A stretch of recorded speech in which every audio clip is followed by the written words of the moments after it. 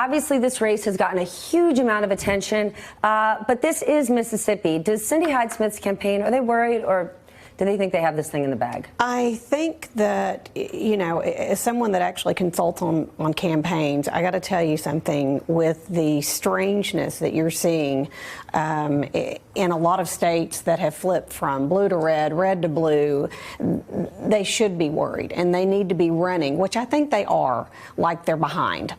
And the smart thing to do is what they have been doing by deploying people, knocking on doors, and touching the voters to try to convince them of the argument of why she's a better candidate. In the end, Stephanie, I think she's going to go ahead and eke it out. But I've got to tell you, I was thinking about this last night because I was thinking about the Mississippi race. And overall, it's really sad. I think that, you know, the quality of candidates, we need to really be focusing on why we're not getting unbelievably great candidates. And I think one of the reasons why is when you run for office, you're pretty much demonized. They will look at, did you smoke pot in college?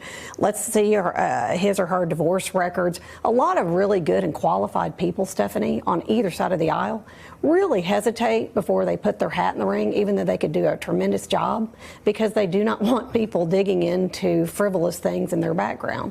With that said, when you run for office, you need to realize that the media is on your tail. Why in the holy heck did this lady make a joke and say that she would go, you know, even attend with a donor a public hanging? That is, number one, bizarre. Number two, racist. Number three, one of the worst things you can say. You should be able to hold your tongue better. Look, I like to say colorful words, but when I come on your show, I have enough sense to hold my tongue with some of these things. So I think they should learn to hold their tongue and shut up. But is this a one-off, Midwin, or is it something more than that? It wasn't just that one comment. Then there's a photograph of her wearing a Confederate hat, holding a rifle. She went to a segregated academy, and that was many years ago, but she sent her daughter to one. She's not doing it as a mistake or a one-off, but what does it say about what's going on in some states that this is appreciated, supported, reflective of something? Well, let's unpack this. I mean, nooses were found hanging in the state's capital yesterday. Right. Well, let's unpack this, and I think it's important to have a robust conversation. And the way to do that is sort of go back into the history of Mississippi. Mississippi, as we know, is one of the few states in the South where it was a battleground for civil rights. In 1955, as we know, Emmett Till was brutally killed, 14 years old, for allegedly whistling at a white woman, and that sparked off the civil rights movement. So Mississippi is a state that historically, as we know, has not been kind, and that's an understatement, to African Americans and what have you. But when you look at her as a candidate, not only has she made these comments, I personally think that that's just indicative of who she is. She also doesn't appear to be competent. I watched snippets of her debate with Mike Aspie. She had a stack of notes in front of her. She was unable to answer very simple questions that you would think would come from the heart. For example, when she was trying to apologize for this comment, it came across as dead. It was not sincere. She was not contrite. On top of her comment about attending a public hanging. But maybe she doesn't need to be, and that's the scary thing. That is this.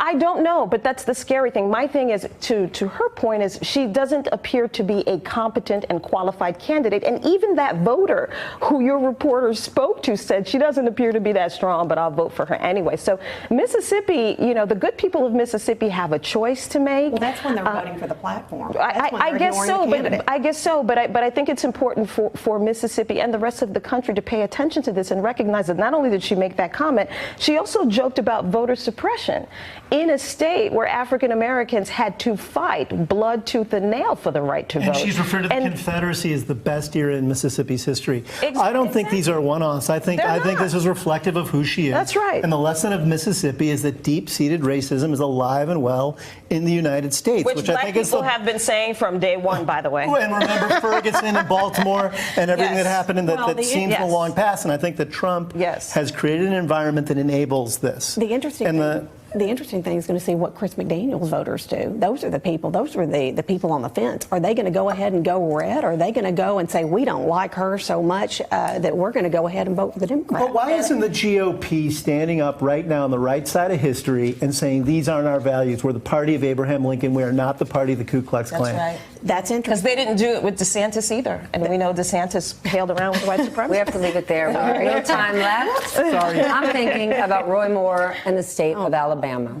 Hey there, I'm Chris Hayes from MSNBC. Thanks for watching MSNBC on YouTube. If you want to keep up to date with the videos we're putting out, you can click subscribe just below me or click over on this list to see lots of other great videos.